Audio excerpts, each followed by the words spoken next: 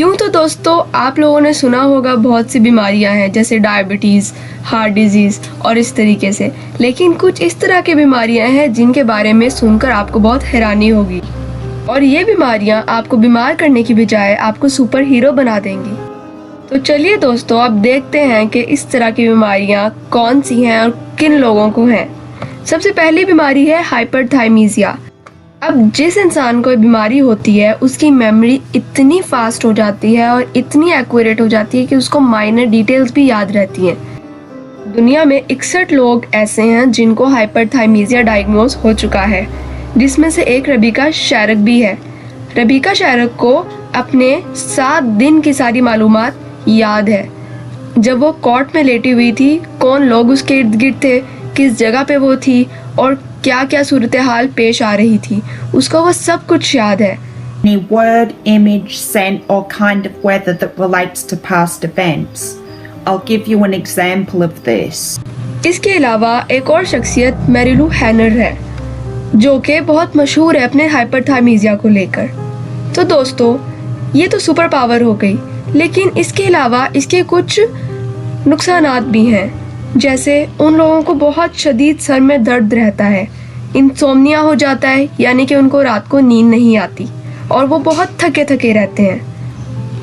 अगली दिलचस्प बीमारी है सेवेंट सिंड्रोम। इस बीमारी से मुतासिर होने वाले लोग बहुत ज़्यादा टैलेंटेड होते हैं ड्राइंग में, पेंटिंग में, कैलकुलेशंस में और 3D मॉडल बनाने में। एक आर्टिस्ट जो कि आप जानते होंगे, स्टीफन विल्शेयर, इसके बारे में मशहूर है कि वो किसी भी जगह को एक दफ़ा देखकर उसका नक्शा बना लेता है। और अगली दिलचस्प बीमारी है इनबॉर्न एनाल्जेसिया। इसमें इंसान को कोई किसी भी तरह की पेन फील नहीं होती क्योंकि पेन रिसेप्टर्स नहीं पाए जाते। स्वीडन में 40 लोग ऐसे हैं जिनको इनबॉर्न एनाल्जेसिया डायग्नोज हो चुका है और यूएस में इनकी तादाद 20.4% है।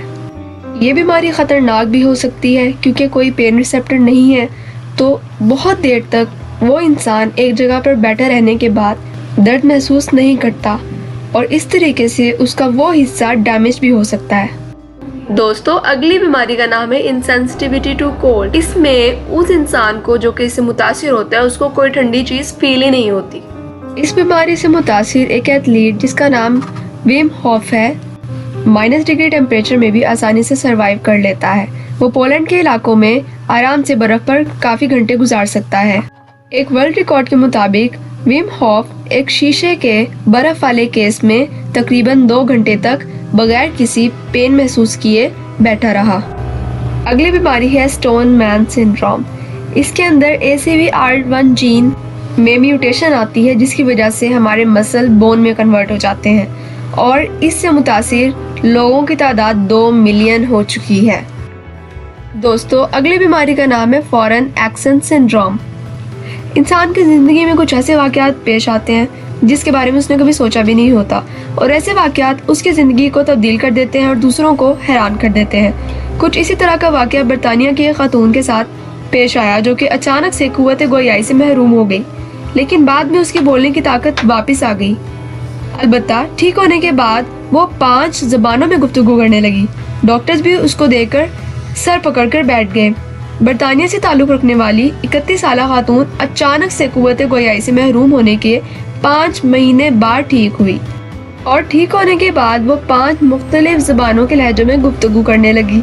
की खामोशी के बाद एमिली अब पोलिश लहजे में बात करती है, बाज़ औक़ात वो ब्रोकन इंग्लिश लहजे में बोलती है, जबकि कभी कभार उनका लहजा फ्रेंच या इटालियन भी हो जाता है। एमिली जब इंतहाई परेशान होती है तो रूसी लहजे में बात करती है। जब बहुत ज़्यादा थक जाती है तो उनकी बोलने की सलाहियत ही ख़त्म हो जाती है।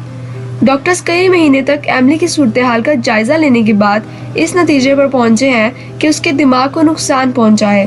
डॉक्टर्स ये नहीं बता सकते कि ब्रेन के कौन से हिस्से में चोट आई है, लेकिन डॉक्टर्स का कहना है कि इसे फॉरेन एक्सेंट सिंड्रोम लाहक हो गया है।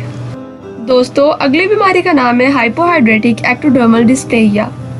ये बीमारी जेनेटिक है और पैदा होते ही इंसान इससे मुतासिर होगा, यानी कि अगर कोई इंसान बड़ा हो चुका है तो उसको ये बीमारी लाहक नहीं हो सकती।